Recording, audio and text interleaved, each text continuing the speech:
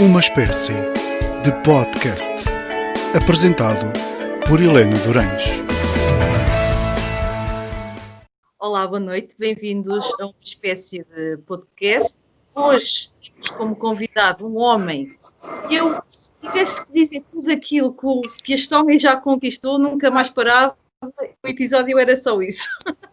Tenho comigo o André Lima, um nome muito conhecido do futsal português, com um palmarés incrível. E olha, desde já, André, muito obrigada por teres aceito este convite, em estar aqui comigo. E olha, para começar esta conversa, vamos começar pelo presente. Tu estás a trabalhar na China? Sim. Agora estás cá, acredito, desde fevereiro. Pronto. Diz-me uma coisa, achas que nós soubemos lidar bem com isto ou achas que na China as coisas são muito diferentes? Primeiro dizer que é um prazer estar aqui, obrigado pelo convite. Sobre a tua pergunta, eu acho que ninguém soube lidar com isto. Primeiro os chineses, depois o resto do mundo. Foi um vírus que apanhou toda a gente de surpresa, inclusive os chineses, eu que estava lá quando tudo começou. E os chineses não souberam lidar. Primeiro a cidade não soube lidar, as pessoas não souberam lidar, depois o próprio governo não soube lidar e, por fim, o resto do planeta não soube lidar. E fomos nos adaptando. Aliás, nós estamos nos adaptando ainda agora, mesmo com a vacina.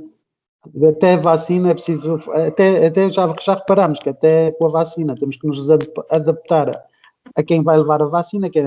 Agora a conversa já não é quem é que apanha o vírus, é quem é que apanha a vacina. Mas pronto, faz parte. Eu acho que a resposta é ninguém soube lidar com a pandemia, nem com o vírus. E nós também, claro que não. Aliás, quando eu cheguei em fevereiro, porque eu saí de lá quando eles fizeram o confinamento, perguntaram-me se eu queria ficar lá ou ir embora. Eu disse que preferia ir embora, né? E vim no último avião da Emirates, antes deles fazerem lockdown, e quando cheguei a Portugal, ainda passei no Dubai, e no Dubai já havia ali, nós sentimos no Dubai um controle parecido com o que havia já na China, em termos de entradas e saídas do país, mas quando cheguei a Portugal, é como se estivesse a chegar de férias, e vi que as coisas iam correr mal. Tu arrependes-te de teres voltado ou não? Não me arrependo. Não me arrependo, primeiro porque eu, para passar a pandemia, prefiro passar perto dos meus, não é? Passar em minha casa, passar perto da minha família, dos meus amigos, e talvez ajudar de uma maneira ou de outra, a conseguir ajudar principalmente quem era mais próximo, porque eu já vinha eu como tenho muitos amigos na China e pessoas que trabalham no governo, avisaram-me o que é que ia acontecer e o que é que estava a acontecer realmente, pelo menos os chineses não sabiam o que é que se estava a passar, porque o próprio governo escondia, só os mandava ir para casa, mas muitas pessoas, algumas pessoas amigas nos aconselharam a vir para Portugal até as coisas acalmarem. E não me arrependo porque ainda estou aqui por causa da pandemia e vou ficar mais algum tempo até eu acho que até a vacina começar a funcionar e a haver resultados. Portanto, não tens perspectiva ainda de quando é que vais regressar? Eles querem que eu volte em março, mas eu não, em março acho que é muito cedo. Não é, também, sabes que eu tenho um projeto conjunto aqui em Aveiro, que é onde eu estou agora, e continuo a trabalhar. Isto é uma plataforma entre Portugal e a China, e eu continuo a trabalhar de uma outra forma, mas não me sinto muito longe da China, por isso não tenho pressa, e eles têm alguma pressa porque precisam de mim para treinar, mas até lá, ainda hoje na China, continua a haver surtos, e nós vemos nas notícias, continua a haver surtos em algumas zonas. Quer dizer, não acaba por não ser seguro ainda a 100%, por isso vamos esperar. Em março vamos nos sentar novamente e ver qual é a melhor altura. Olha, André, eu estive a ver assim algumas coisas, a ler algumas coisas sobre ti, não é? Porque também temos aqui uma diferença de idades. E bem, e uma coisa que eu achei muito curiosa foi que tu foste para a China já há cerca de 10 anos, se não estou em erro, Sim. ou quase, não Vai é? fazer agora 10 anos. Pois, eu achei muito interessante porque tu dizem que a adaptação à China e ao mundo asiático não é fácil para um europeu. Mas eu acho muito interessante e corrijo-me se estou enganada. Tu adaptaste bem e sentes-te bem. É um sítio onde tu já construíste também relações de amizade e de confiança e que tens um grande projeto. Mas esta adaptação foi difícil ou não? Foi, é difícil, tanto, tanto para um lado como para o outro, não é? Se um chinês vier para a Europa também tem alguma dificuldade, porque enquanto se nós formos trabalhar para a Europa, há sempre umas diferenças, mas em termos culturais e sociais acaba por ser mais ou menos igual. Quando a gente vai para a Ásia, e principalmente um país como a China tão fechado, ou já não é tão fechado, mas ainda, ainda tem ali algumas correntes, foi um bocadinho difícil, mas eu vou-te dizer, eu pensei, quando cheguei lá, eu vinha com um contrato de 6 meses, e já estou lá quase há 10 anos. Quando cheguei lá, passado 15 dias que queria me vir embora, e depois, passado um ano, além deles não quererem que eu viesse embora, e eu também não quis vir embora.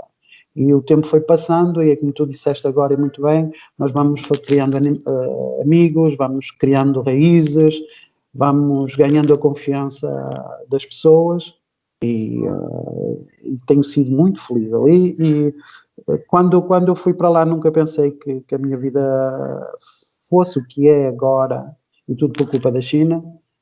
E eu vou ser eternamente grato à China.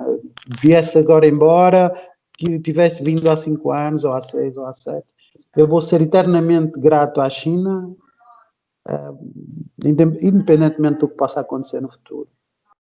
Porque tu tens um projeto muito engraçado agora, tu passaste por um clube, pela seleção, e tens um projeto que é uma academia, não é?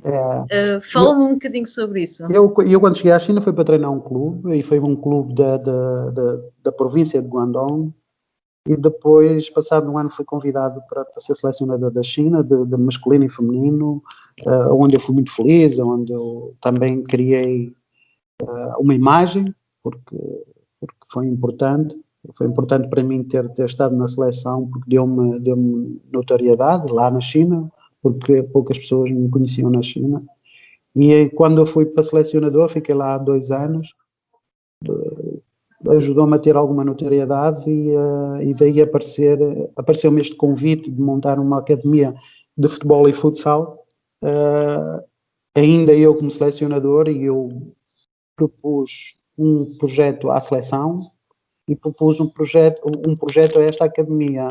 A seleção não aceitou, e eu aproveitei a academia e estou muito feliz. Já estou com este projeto há 5 anos, que é um projeto em que as crianças dos 4 aos 9 jogam futsal, e dos 9 para cima jogam futebol 7, 8 e 11, depois por aí fora. E depois eles quiser seguir o caminho do futebol, segue. Quem quiser seguir o futsal, segue.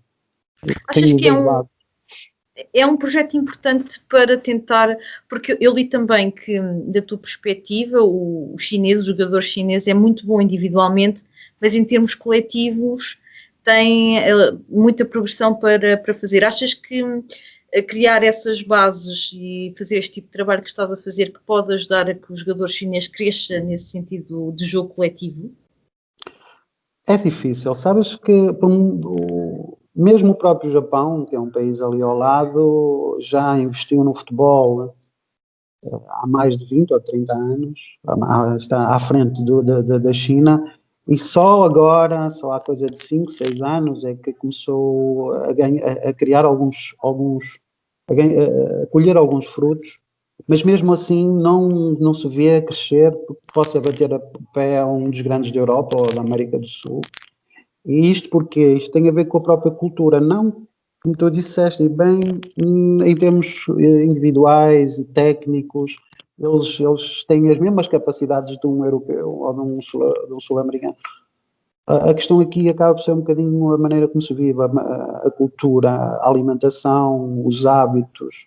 E os chineses têm muita dificuldade em mudar. No caso dos chineses, têm muita dificuldade em mudar. E para se formar jogadores de qualidade de um nível, de um nível alto, eles tinham que mudar a maneira quase como vivem. E eu não tenho nada contra a maneira como eles vivem, que eu adoro a maneira como eles vivem. Só que não joga com o futebol. Uma coisa é tu teres a tua maneira de viver, outra coisa é teres que adaptar a tua própria vida social. Por isso é que eu digo, para um jogador ser um grande jogador chinês, tem que sair da China com 7, 8, 9, 10 ou 11 anos e ir para a Europa. Mas e mesmo assim, as leis da FIFA não permitem este tipo de contratações ou de trabalhos. Já tem que haver uma outra forma dos miúdos entrarem e é complicado. Por isso que quando eles chegam aos 17, 18, 19, 20, 21 anos, não estão preparados para jogar a um nível na Europa. A única coisa que eu tento fazer é criar-lhes bases técnicas e táticas com que eles consigam ser melhores na China. E tem evoluído muito. Aliás, eu consegui trazer 8 crianças para cá que estão a estudar em Portugal, não estão a jogar porque não é permitido jogar, mas estão a treinar. Quando treinam, vieram cá para estudar e ao mesmo tempo estão a treinar. Quando tiverem autorização da FIFA para jogar, vão para um clube e vamos ver o que é que dá, mas de outra forma é muito difícil. Isto pedido pelos pais, não é? Não foi eu que lhes pedi. Sim. Antes de chegares à China, como eu disse, tens um percurso no desporto que é notável. Tu entraste para o futsal já relativamente tarde, não é? Em relação àquilo que Eu comecei com se faz hoje em dia, 24 não é? anos. Com Comecei 24 24 anos. anos e como todas as crianças a gente tem o sonho de ser jogador de futebol. Mas era o teu sonho? Era, Futebol 11? eu joguei na terceira divisão, ainda joguei, fiz formação de futebol e não fiz formação de futsal, que é engraçado. E eu, às vezes eu ponho-me a pensar e às vezes a falar com amigos meus, que jogador eu seria se tivesse tido formação como estes jovens têm agora, não é? Se eu tivesse começado aí aos 10, 12, aos 9 ou mais cedo, ou até mais aos 14, 15 a jogar futsal, com os treinos e as metodologias que existem hoje, que tipo de jogador é que eu seria de futsal, não é? Mas consegui mesmo assim ir a tempo de fazer uma boa carreira. Foi muito com... difícil essa adaptação do futebol 11 para o futsal ou não? No início foi, não é? Porque é tudo muito diferente, mas eu tive sorte, fui jogar para uma equipa. Primeiro comecei numa equipa B do Miramar, que era uma equipa muito importante de futsal na altura. Já acabou, não é? Que já acabou, quer dizer, tem outro nome, mas não, mas que terminou. E eu fui para. Não tinha os melhores jogadores de futebol salão na altura, alguns já tinham sido campeões do mundo de futebol salão. E então eu entrei ali um grupo forte, um grupo que sabia jogar e um grupo que me ajudou e os treinadores que eu tive durante esses 6 anos que tive no Miramar. Depois tive um ano em Espanha, que também me ajudou muito. E fui evoluindo, fui autodidata, um pouco mais ou menos. E tu esperavas um convite do Benfica aos 30 anos ou não? Não, nem para, não. Por acaso foi depois do Mundial da Guatemala. Eu tinha ido para a Espanha, depois regresso ao Miramar, faço mais um ano no Miramar e sou convidado para ir para o Benfica. O Benfica quis fazer um Dream Team e fez. E eu entrei nesse Dream Team, o que me deixou orgulhoso, mas ainda joguei mais 8 anos, né? Fui lá depois 30, mas era como se tivesse entrado aos 22 e saí de lá aos 30, quer dizer, eu tive 8, 9 anos como jogador no Benfica. É preciso, tinhas algum cuidado especial? Porque eu costumo perguntar sempre isso aos atletas que até jogam até mais tarde e tinhas cuidado com o teu físico, Tinha. o teu corpo? Quem achar que quando a gente treina muito estamos num nível a trabalhar, a treinar e a jogar num nível elevado como era o Benfica, não nos cuidarmos, não consegue jogar até aos 38. Então, o que eu mais me lembro do que é que eu fazia, nem tinha muito cuidado com a alimentação era anormal, só nos dias de jogos, e eu tinha mais cuidado com o descanso. Uma coisa que eu sempre fiz, que eu acho que devemos, e que é um dos erros que muitos cometem, porque só têm esse espaço, que é depois dos jogos, a gente ir, agora não, o Covid não deixa, mas ir para a noite, beber uns copos, sair com os amigos, ou com a família, ou com a mulher, e eu não, eu depois do jogo eu ia para casa descansar, por isso eu não tinha muito tempo para ir para a noite, porque depois começava os treinos, eu não era, fazia uma vida um pouco regrada. E isso ajudou-me a chegar até aos 38, a um bom nível. Recuando ainda um bocadinho ao teu início no futsal, na época que tu fazes na 2ª divisão de Miramar, tu fazes 60 golos. Tinhas algum... tomavas alguma coisa? Só ali é que eu vi que tinha um dom qualquer, porque cada vez que a bola vinha para o meu pé, eu tinha uma facilidade enorme de marcar golos. E ali, se calhar foi naquela 2ª divisão que eu consegui descobrir que afinal tinha jeito para alguma coisa, não é? Sim, nós passamos a vida às vezes à procura. Às vezes andamos à temos, procura, afinal está ali o que eu sei fazer. Há outra coisa que eu descobri, olha, eu aproveitei, estou a falar, outra coisa que eu descobri é que tem jeito para crianças. Para treinar crianças.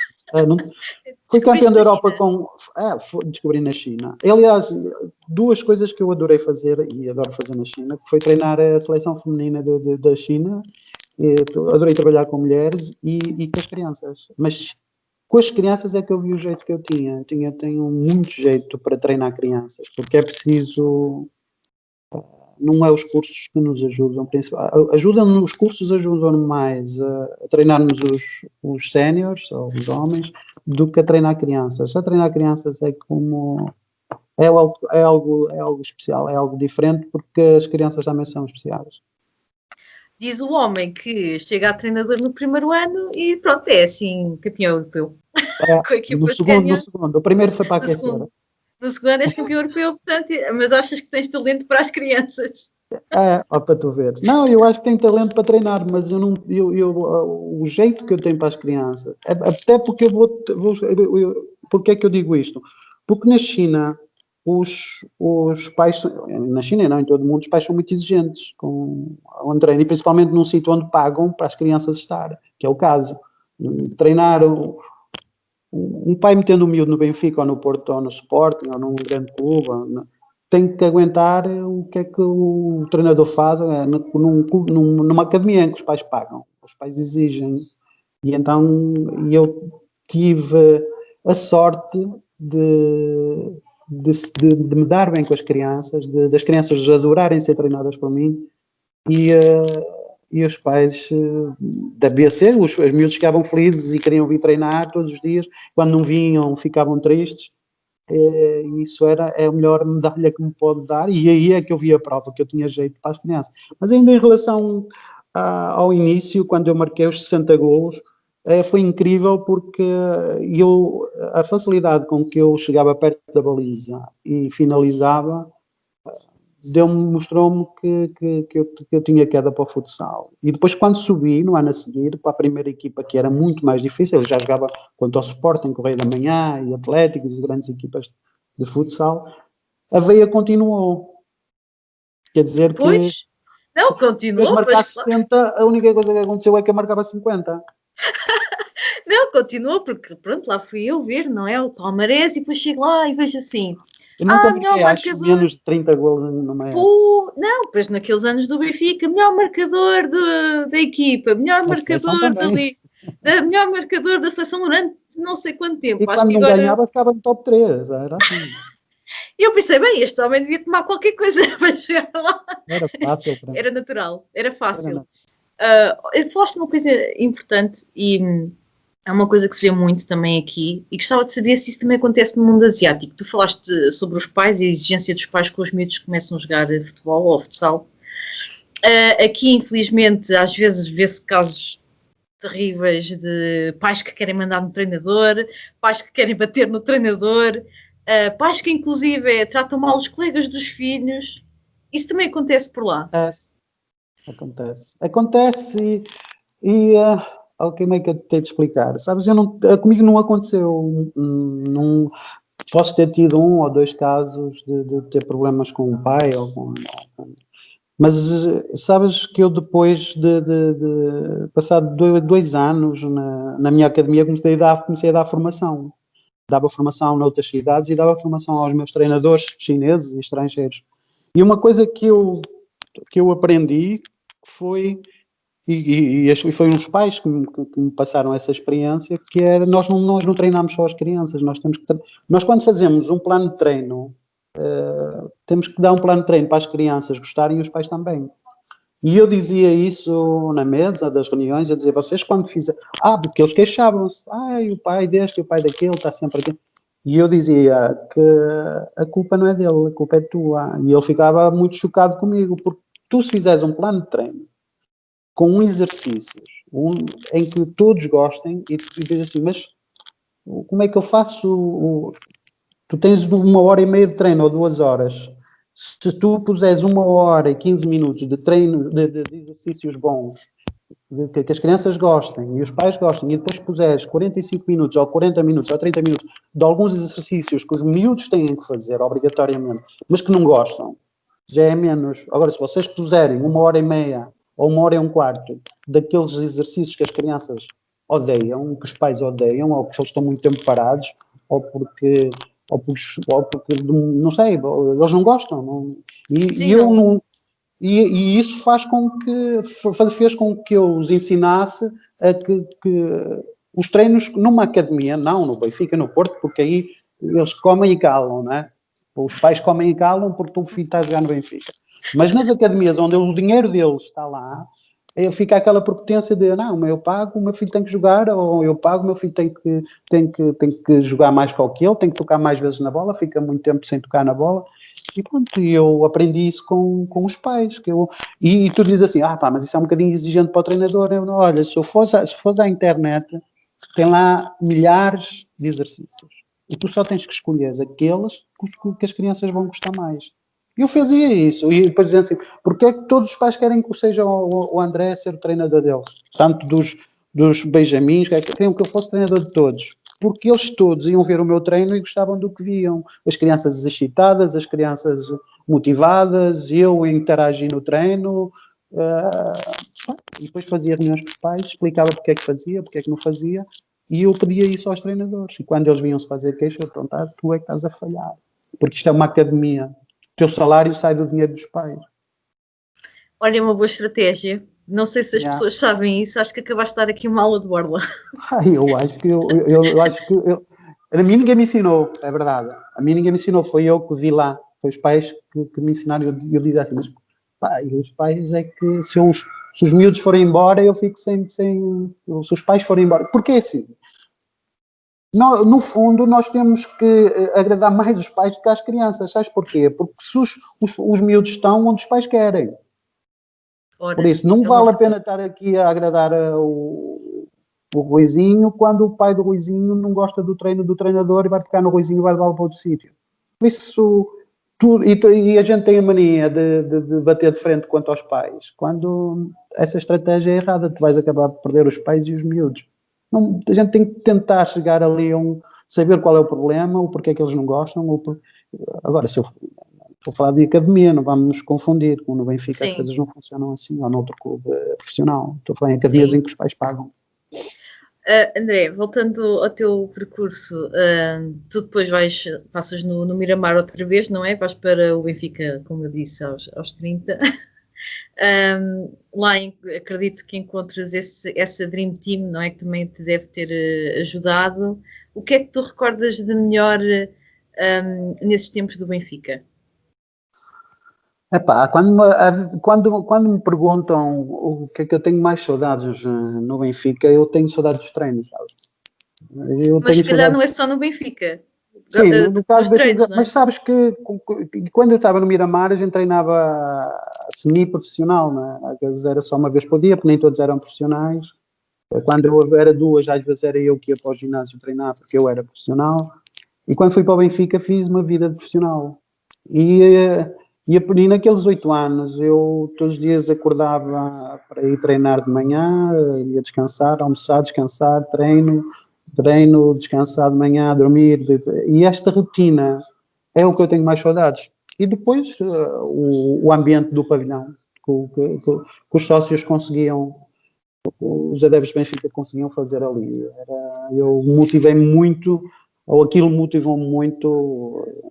Aliás, e vou dizer que muita gente diz que eu era jogador de jogos grandes, e era porque quando tinha mais pessoas a ver, e às vezes há jogadores que baixam de rendimento quando há muita gente a ver, e eu Contigo era ao contrário. Era ao contrário.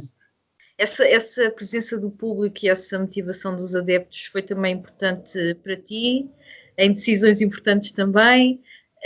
Há uma coisa que nós cá, e tu sabes disso perfeitamente, que é os clássicos no futsal do Sporting e do Benfica, continuam a ser muito, muito vistos e sempre despertam muito, muito interesse. É pena que depois o resto do campeonato não seja de igual forma. Mas tu sentias realmente essa importância ou esse querer dar um bocadinho mais por ser um clássico e por toda a envolvência? Eu lembro-me também que houve muitos jogos que vocês fizeram no Pavilhão de Louros. A minha pergunta é, e isso é uma coisa que se vê ainda hoje, esta rivalidade que existe leva às vezes os adeptos a fazer disparates. Achas que isso é uma coisa exagerada ou que é uma coisa que faz mesmo parte do espetáculo? Faz parte do espetáculo. Os exageros no futebol faz parte. Claro, há limites, não é? Há limites. Desde que não haja ofensas, desde que não haja agressões, eu acho que tem que haver claques, tem que haver. As claques dão muita vida a um jogo, mas tem um lado mau, mas alguém tem que resolver isso. Agora, cortar isso tira. Então, não, olha, o que estamos a ver agora, a ver jogos sem pessoas, sem ninguém no pavilhão ou sem ninguém nos estádios, é a coisa mais deprimente que eu já vi. E isto mostra um bocadinho, se calhar hoje está toda a gente a pedir, metam lá as claques, pelo menos, as claques fazem barulho, estás a perceber? É por isso, isto tudo faz parte. Tirando alguns exageros que ultrapassam os limites, eu acho que no caso do Benfica Sporting há alguns exageros, mas acima de tudo há um ambiente, e por exemplo no pavilhão, no pavilhão da Luz ou de Louras. A primeira vez que fui campeão nacional foi em Louras. Jogávamos em casa em Louras e depois no ano a seguir foi o Sporting para lá. E nós fomos campeões em Louras num ambiente fantástico. E depois, quando tivemos o nosso pavilhão novo, os jogos com o Sporting eram fantásticos. Ganhámos mais vezes que o que perdemos, mas também perdemos. E o Sporting sempre teve e tem grandes equipas. E fazia com um jogador. Diziam que eu era jogador. Eu marcava muitos golos ao Sporting, porque uma vez fizeram um apanhado das equipas que eu marcava mais golos. O Sporting aparece em segundo lugar, em primeiro lugar acho que foi o Instituto de Dom João V, o Sporting aparece em segundo lugar com as equipas que eu mais golos marquei, e depois era o Freixeiro, quer dizer, as equipas com que eu marcava mais golos eram equipas difíceis de jogar, e se calhar era porque quando jogava com essas equipas o pavilhão estava sempre a abarrotar de pessoas e o ambiente a mim, eu não conseguia, se queres que eu diga, quando eu estava a jogar, né? Pouco me lembro do que é que estava a acontecer à volta. Eras muito concentrado. Eu vivia aquele momento quando marcava o gol, é que eu tentava desfrutar do que é que estava a acontecer, mas durante o jogo podiam me insultar, podiam dizer que eu era o melhor, que eu era o pior. Eu estava ali para jogar. Sabes que eu nunca tive um problema com um sportinguista, nunca tive um problema com um sócio num jogo, e sabes que ali é tudo muito em cima. Eu como era dos jogadores que eu marcava mais gols ao Sporting. Nunca tive, é uma coisa que me agrada imenso. Nunca estive na rua, num shopping, nunca ninguém me insultou. Aliás, insultaram-me mais no norte, quando eu vinha à casa dos meus pais, e se calhar por portistas, que nem futsal tinham, do que sportinguistas, que é uma coisa estranha. É curioso. Há uma conversa que eu tenho com um amigo que temos em comum, com o Pedro Simões, que tem agora que ver com esta situação, não é? Que não há público nos estádios.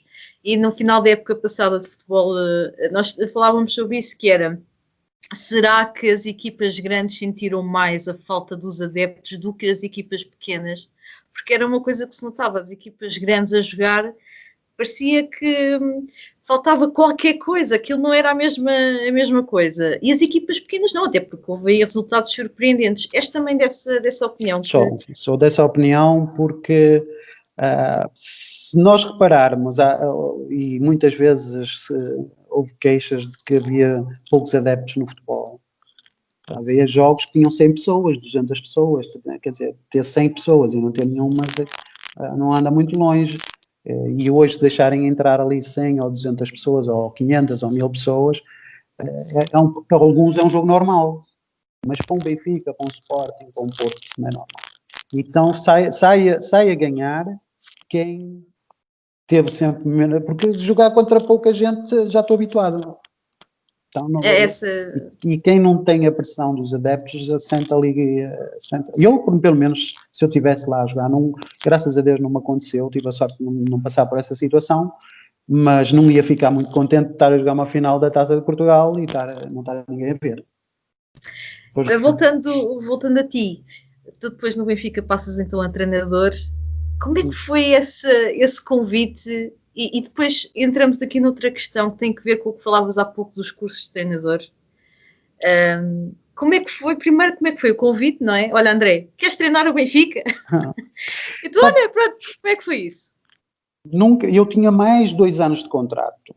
Quando eu tenho uma lesão grave, eu assino 3 anos e depois no ano a seguir tenho uma lesão grave no joelho e consigo regressar. Só que na altura começa a haver alguns conflitos entre o treinador que estava lá e os jogadores e o grupo de trabalho. E pronto, chegou a uma altura de ruptura entre... E ele tinha entrado em janeiro para substituir este treinador, e depois só em 6 meses aquilo foi e fomos campeões nesse ano. Nós conseguimos ser campeões com um ano de conflitos entre treinadores e alguns jogadores. E pronto, e no fim chegou-se à conclusão que o melhor era ou se mandava embora 5 ou 6 jogadores, porque foi mais ou menos a situação que fica. Ou os jogadores iam embora, ou o treinador ia embora, e acabou por cair sempre para onde? Cai sempre para o lado do treinador. E pronto, como foi aquilo em 6 meses, não sei o que é que passou para a cabeça do vice-presidente e do presidente, chamaram-me e disseram: olha, André, é assim, temos isto tu já estás com 38, pegas na equipa e depois vê-se. E depois vê-se, é assim. E eu disse: ok, eu pego na equipa se os jogadores aceitarem. Já estava em final de carreira também. E houve uma conversa com os jogadores, e os jogadores aceitaram. E eu disse que vou precisar muito da ajuda deles, disse-lhes mesmo a eles, porque não ia ser não foi uma opção. Aliás, deve ter sido a opção mais arriscada da minha carreira profissional, porque podia ter-se perdido ali um jogador e um treinador. E era o que toda a gente estava à espera, não é? Olha, toda a tiveram gente, azar. sabe, tiveram azar que depois... E porquê é que eu digo isto? Eu já te digo porque é que eu digo isto. Porque quando eu assumo a equipa, ninguém criticou. Está bem, pronto. Depois, quando eu comecei a ganhar a Supertaça, a Taça de Portugal, campeão nacional, a partir de ser campeão nacional no ano a seguir, quando eu era melhor treinador, foi quando começou a carregarem-me as críticas por tudo que era lado, vinha tudo que era lado, a Associação Nacional de Treinadores, ex-treinadores, jogadores, tudo. Porque até era uma coisa normal o Benfica ter um treinador ou só com o primeiro nível. Tu só tinhas o primeiro nível? Só tinha o primeiro nível. Porque eu ainda tinha mais um ano de contrato de jogador. Eu fiz o primeiro ano de treinador com contrato de jogador. Eu faço o primeiro ano de treinador com contrato de jogador e depois no ano a seguir, assim, 2 anos, como treinador.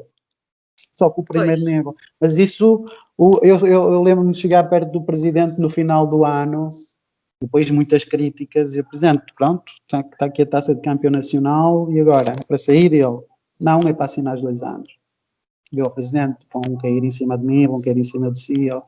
Se tu controlares os jogadores, não vai haver problema nenhum. Eu com o resto trato eu. E assim foi. E nós conseguimos nesse ano a seguir ganhar a Supertaça, a Taça de Portugal e fomos campeões europeus nesse ano. Mas depois chegou a ruptura que era, já não aguentava, nem o Presidente estava a aguentar tanta pressão. A pressão. E tu nunca chegaste então a tirar depois os níveis seguintes? Não Treinador. dava, não dava. Tentei tirar o segundo, mas foi ali por volta de abril, maio. Foi na altura que começou a UEFA Cup. Eu estava a preparar a UEFA Cup. Jogámos primeiro a fase da Elite no Estádio da Luz. Passámos à Final Four. E aí eu inscrevo-me para o segundo nível e começa o playoff.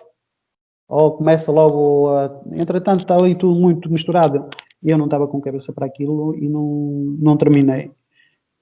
E quando cheguei ao fim disse, também não era por causa do segundo nível, porque no ano a seguir eu não conseguia treinar na mesma, mesmo com o segundo nível, né? E então sabes como depois isto começa, quanto mais tempo passou, mais difícil foi tirar os cursos, porque entretanto tudo mudava, era mais tempo, era mais meses, era mais estágios, e ainda hoje acontece com muitos treinadores que estão na primeira divisão, tanto no futsal como no futebol. E pronto, no ano a seguir eu perguntei ao Presidente, como é? E ele, André, é assim, porque já havia ali, sabes, que quando chegamos ao segundo ano, eu ainda tinha mais um ano de contrato, e eu cheguei à conclusão que aquele era o meu momento para sair. Foi outra opção arriscada na minha vida. Eu fiz duas opções muito arriscadas, que foi ir para treinador e outra para sair como treinador, porque eu não fui despedido. Eu optei por sair. Porque achei que aquilo era o melhor para mim.